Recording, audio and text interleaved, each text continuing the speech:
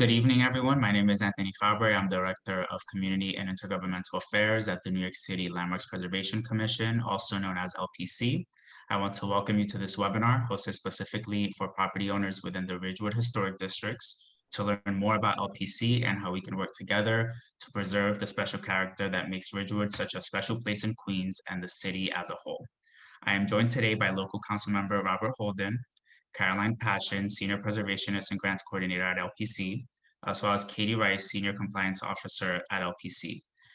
Before we begin, I'd like to thank Councilmember Holden and his staff for co-sponsoring this event and would like to invite the council member to say a few words. So Councilmember, take it away.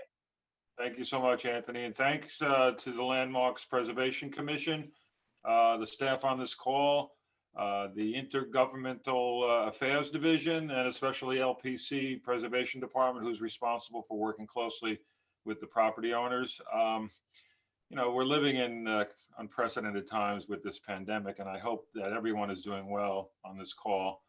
But just rest assured, my office is available 24/7 to address your concerns. And I remember last year's event. It was hosted in person, which is we're not doing anymore, unfortunately, for the last year almost. But and last year we met with the Ridgewood Property Owners Association at IS 93. We had a packed audience, and I remember it was a great meeting. And I remember about that night I couldn't find a parking space, so I learned to leave earlier next time. But anyway, I appreciate the outreach by the LPC to help property owners learn about the functions of the commission. It's very important. Learning about the permitting process. So, you know, the financial opportunities like grants and low interest loans, etc. So, this is a very informative presentation because I've been to them, and I tried to save an historic building some years ago, and we took it apart, and hopefully we'll put it together someday. But we did work with the Landmarks Preservation Commission and many other groups. Saving our history is so important, obviously, and learning, the ins and outs of what to do and what not to do. You don't want to waste money. The property owner doesn't want to change the property or the building so drastically that obviously it violates landmarking guidelines. But it's very important to get educated, and this call, certainly this Zoom call will help with that. And I want to thank everyone. And by the way, Penn Station, that I think it's part of this presentation, the picture of Penn Station. I used to hang out at Penn Station as a child because my father worked on the Long Island Railroad. So I remember going in, an amazing structure. And it's a good lesson that we have to save our history and save our landmarks. So thank you so much on the call. I don't want to take up too much time, but thank you for doing this again at LPC, and you guys are terrific. Thanks. Thank you so much, Council Member. So now we'll begin the presentation. I want to let everyone know to hold all questions until after the presentation has concluded. We do have a couple other staff members, as well as a representative from the New York Landmarks Conservancy who will join us, and they'll introduce themselves as they come on and present or answer your questions. So Caroline, you may begin. Thank you, Anthony, and thank you so much, Councilmember Holden. So before we begin, just a reminder of who and what we are. So who are we? We're the Landmarks Preservation Commission.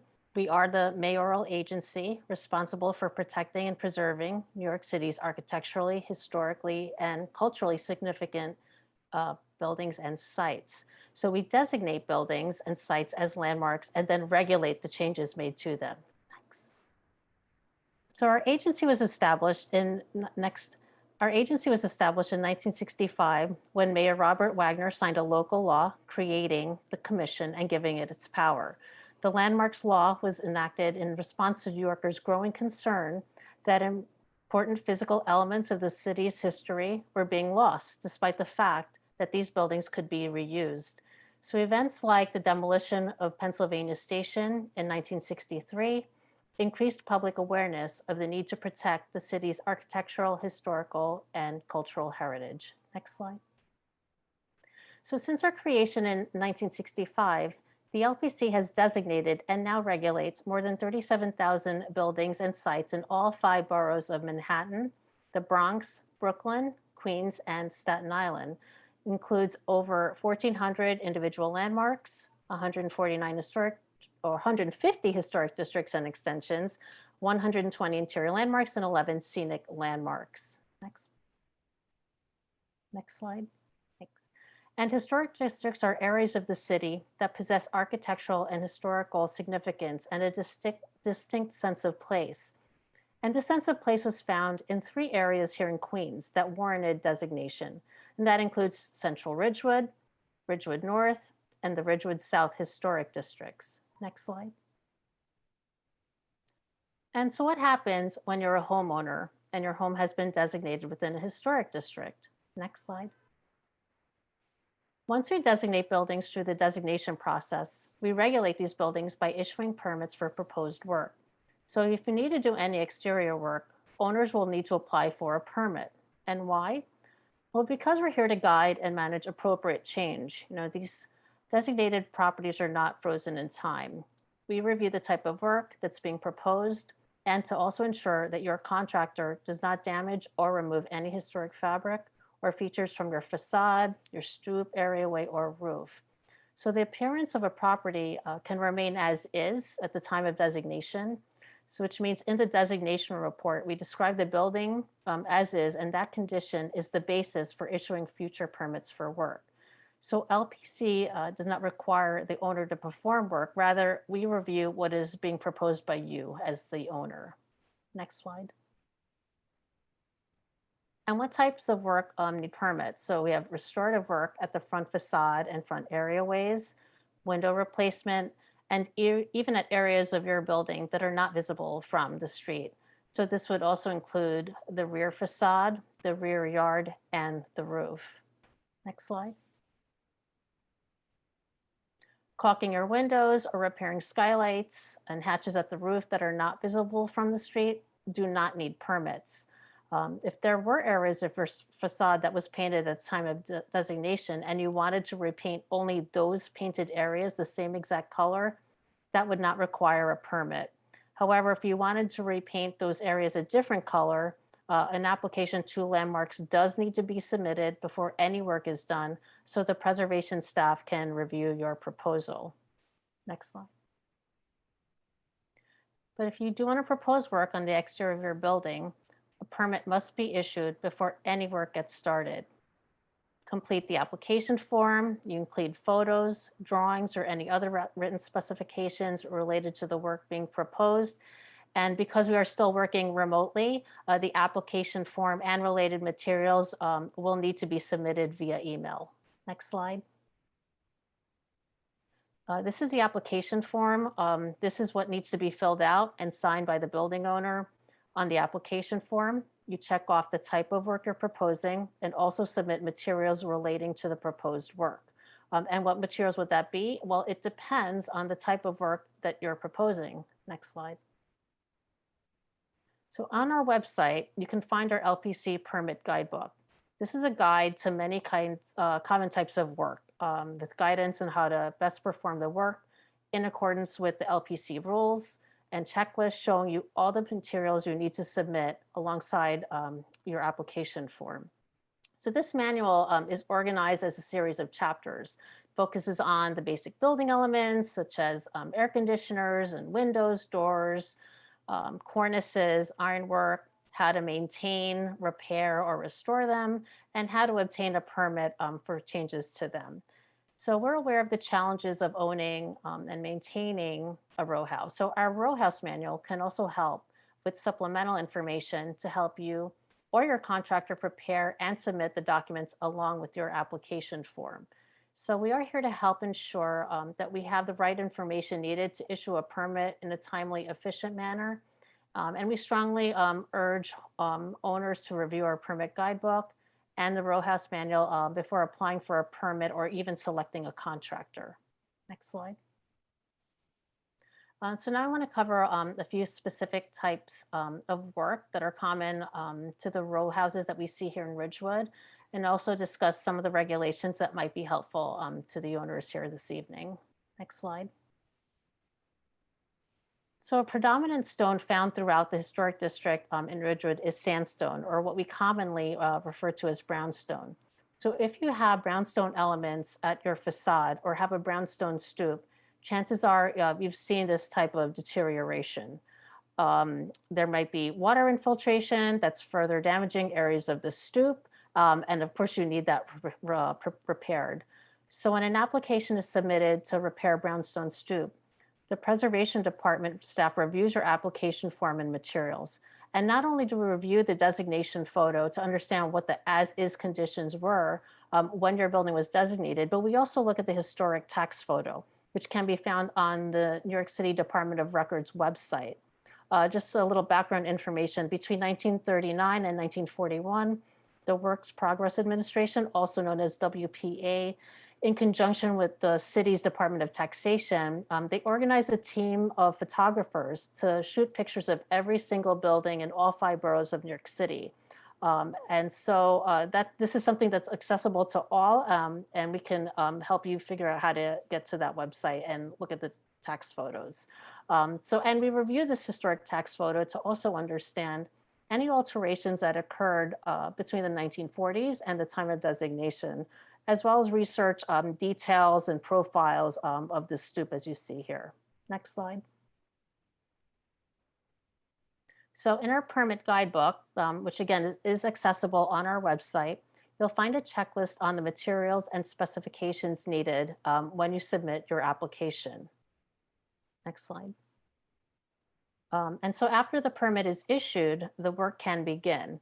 So if the work involves brick repointing or replacement, stone patching, brownstone patching or resurfacing, your contractor must submit samples to the preservation staff for approval.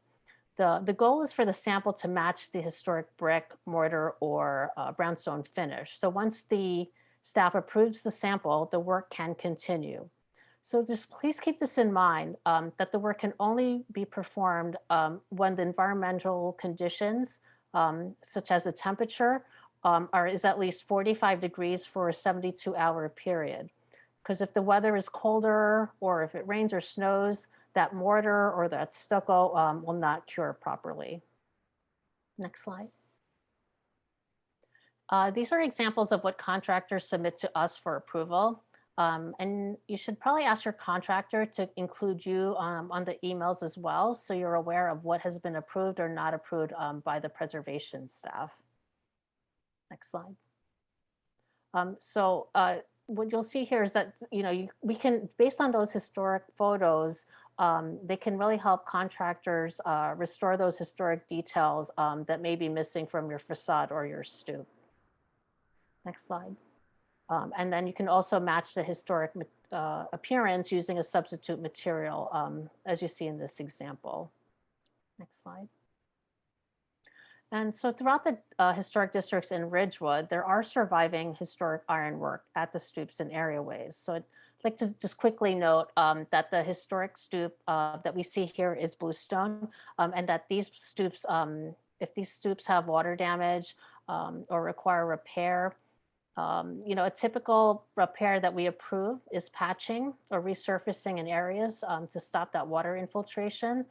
Sometimes stoop treads appear damaged or worn, but what's most important is that they are structurally sound. And if that's the case, minimal intervention is needed, such as patching or resurfacing. Next slide. So just back to ironwork, in this example, there was historic decorative ironwork that was in disrepair. Some pieces were missing. And if that's the case that you have at your areaway, and it needs to be repaired, even if you want to restore and install missing pieces, an application does need to be submitted to LPC, so our preservation staff can review your proposal for repair. And to also review and understand how your ironwork or metals contractor will be performing these repairs. So you'll see on the left, historic ironwork was in disrepair with missing ornament. And on the right, you'll see what it looked like after the decorative ornament was cast and fence reinstalled to match that historic design. Next slide.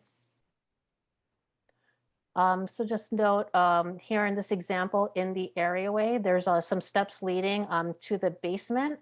So this is typical work that we can approve at staff level. We approved this railing that you see here. And also, if you note the photo on the right, this bluestone stoop was resurfaced, and this was at staff level.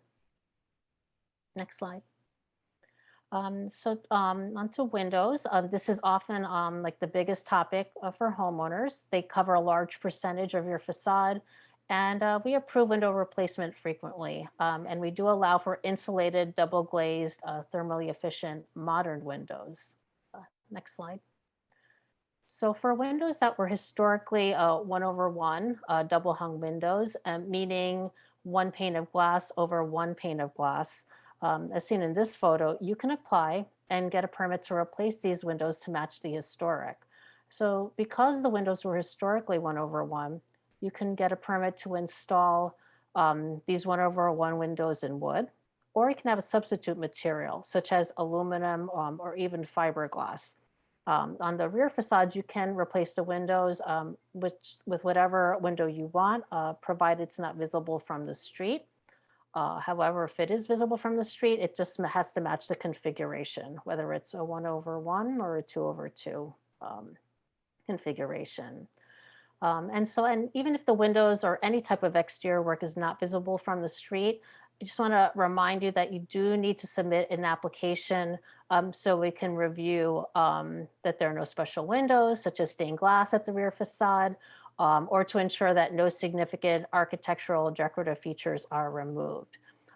So we don't we don't regulate who you use to install windows. You can buy the windows yourselves and have someone install them, but we do need the catalog sheet or manufacturer drawings to show what is being installed before the permit is issued. Next. And then here's the checklist for materials that would need to be submitted along with your application form, such as photos and drawings. And this can also be, again, found on our permit guidebook that's accessible on our website. Next slide. This is an example of typical window drawings that your windows contractor should be submitting to us. These detailed drawings should include the brick to glass dimensions for the head and sill, and also the dimension for the meeting rail. Okay, next slide.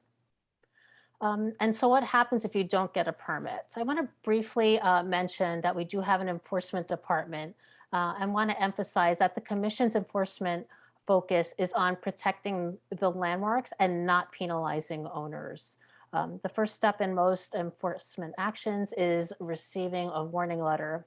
This explains to the owner the illegal condition that's present on their landmark. No fine is imposed. Instead, an application and instructions on how to address the condition are sent. So if the owner doesn't address the illegal condition in response to the warning letter, the commission will issue a formal notice of violation returnable to oath, which is the administrative court that oversees fines imposed by various city agencies. Next slide. Here's an example of work that needed an LPC permit to repaint the facade, but was done without one. So this is the designation photo. This photo shows the conditions of the building at the time of designation. So you can see that the ground floor portion of the facade was painted. So if the property owner wanted to repaint this ground floor the exact same color, a permit would not have been required. However, next slide. The property owner did repaint the area of the facade a different color, and a warning letter was issued. So after receiving the warning letter, the owner did submit an application form, and a member of the preservation staff, it was actually me, worked directly with the property owner of this building to resolve this at staff level. Next slide. So a permit was issued to repaint the lower portion of the facade to match the underlying stone, and the violation was rescinded. And I just want to emphasize that no fines were imposed. So again, you can avoid getting a warning letter by reaching out to LPC before doing any work to check if you even need a permit. We're very accessible. You can look on our website, you can email us. We just want to make sure that you're aware of this because we don't want this to continue.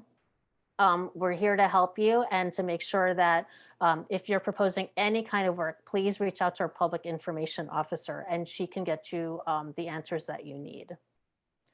Next slide. And so we're also here to let you know that there are some funding opportunities that are available to you. Next slide. The LPC has a modest historic preservation grant program. It is available for work on designated buildings or landmarks located in historic districts. And these grants are available, ranging from $10,000 to $30,000 on eligible work. Next slide.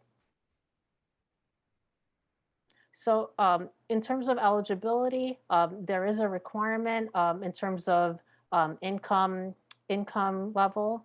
And also, I know we had hopefully all taken the census, but that also impacts eligibility in terms of the low to moderate income districts, particularly to nonprofits. Next slide. So as I said, there are some requirements. Their owners and tenants must meet the federal community development block grant income limits for household income. Again, nonprofits who own their buildings within historic districts or individual landmarks are also eligible. Applicants who are awarded grants do benefit from hands-on assistance and project management from the grant program staff. Next slide. And so when I refer to the income eligibility, this is just an example of the income requirements. If you fall within these particular ranges, you would be able to qualify for a grant. Next slide. And if you are also renting out units within your building, there's also the rent income requirement is the tenant's rent must also be equal to 30% of the household adjusted gross income. It also has to meet the fair market rent amounts here. Next slide. And so what would qualify? So in addition to your meeting the income eligibility requirements, the work would also need to be restorative. So it would be mostly work that you would see from the street. So it could involve resurfacing the brownstone or reconstructing certain elements, missing ironwork, cornices, any type of metal work, anything that would prevent water infiltration, even windows replacement. These are all the types of work that would qualify for a grant. Next slide.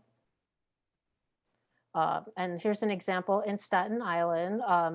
As you can see here, there was a lot of ivy on the building, and you can see some peeling paint, but these are examples of applicants that we've had in the past. Next slide. And you'll see some before and afters as well. So this is the house you just saw. Next slide. So this homeowner in Staten Island had some ivy on the upper floor of her house.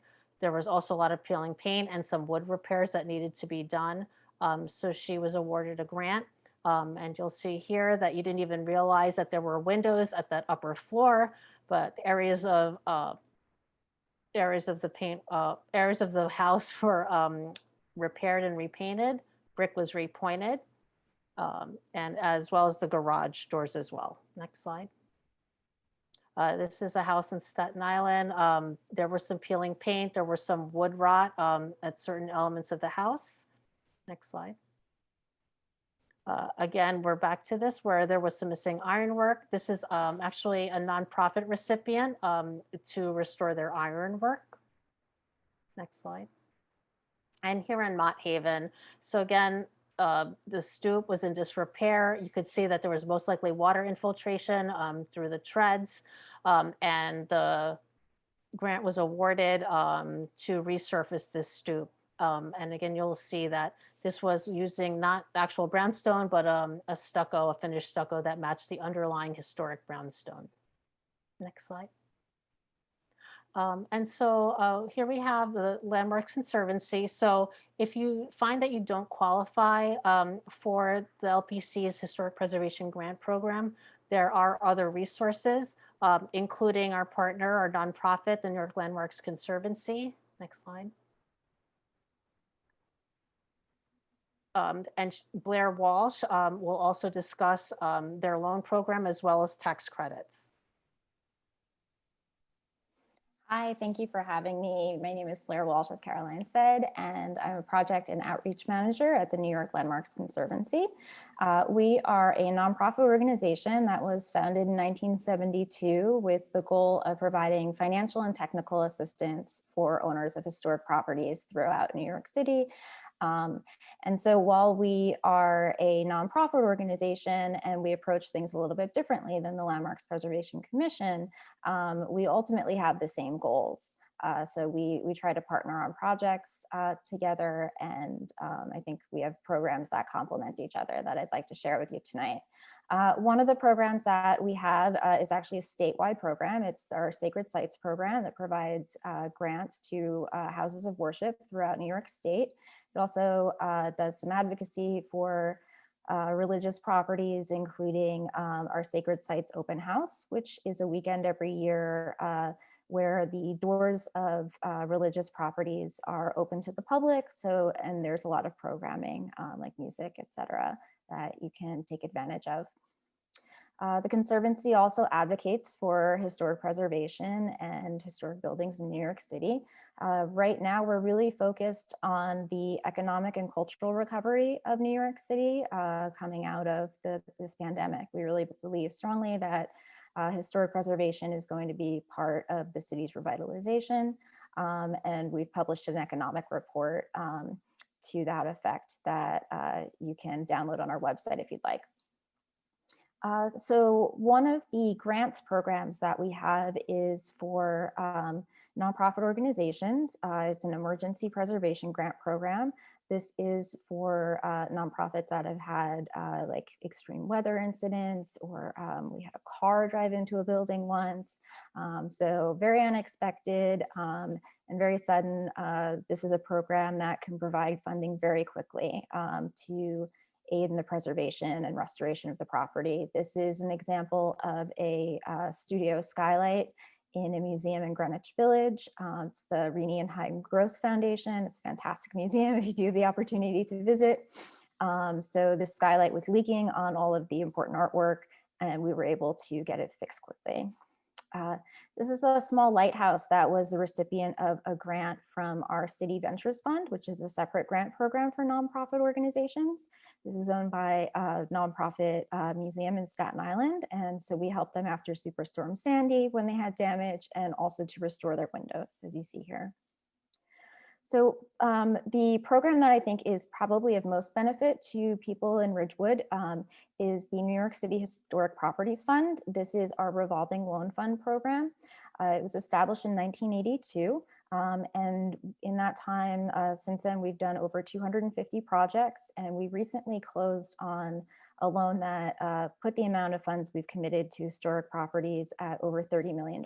So we're very proud of the program's track record and all of the people that it's employed, and all of the buildings it's restored. So the loans that are offered through this program range from $50,000 to $400,000. They're usually at a 10-year term. The interest rates vary quite a bit project to project. Our board is really good at evaluating things individually, but they're pretty competitive with most other lenders at this time. The lowest we're able to offer is 3%. The loan can be secured by a first, second, or third mortgage, and it works like a construction loan. We're not just going to give you a lump sum of money and wish you luck with your restoration work. This is something where our staff are very involved in the project, and we disperse the funds as needed when the contractor has shown that they've done the work properly. The type of work that this program funds is typically exterior restoration work. If there's a major structural problem inside the building, we can get involved in that too, but that's not the norm. The work does have to adhere to a high standard, and our staff is always very involved to ensure that that is the case. The project management that our staff provides includes defining the scope of work and helping you to prioritize components so that things are done in the right order and that you're not wasting any money doing something that might make sense to do later or sooner. We can assist in finding the right architects and contractors for the project. And we're also very involved in monitoring the construction, as I mentioned, to make sure the work is done well. So quickly, just to go through a few sample projects that we've done recently. These are very typical projects for us. This is a brownstone in Harlem where we replaced the windows and we resurfaced the facade. And we had this ironwork recreated from historic photographs. This is a project in Park Slope that had special curved windows. And rather than replace them, we tried to restore them instead. And we provided a loan for that.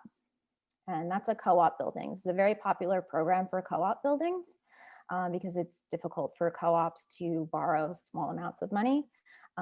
Typically, most banks are only interested in lending to co-ops if you're borrowing like over $1 million. But so we are a great option if you're a co-op with a smaller project. This is a project in Prospect Lefferts Gardens. That was a lot of masonry work and window replacement. This building kind of reminds me of a lot of the buildings in Ridgewood. This would be the type of project we would probably do in your neighborhoods. This is a project in Jackson Heights. We do a lot of work with the co-ops there. We do a lot of roofing replacement. We do some window projects. We do a lot of masonry repair. These tend to be our larger projects. And again, we've become a great option for the co-op buildings in that neighborhood. But most of our projects are with homeowners. So if you would like more information about any of the Conservancy's programs, please feel free to reach out to me. That's my email there on the bottom. Again, just keep in mind, we're the Landmarks Conservancy. We are separate from the Landmarks Commission. If you have questions about permitting and things like that, you'll want to reach out to the Public Information Associate, whose email's at the top.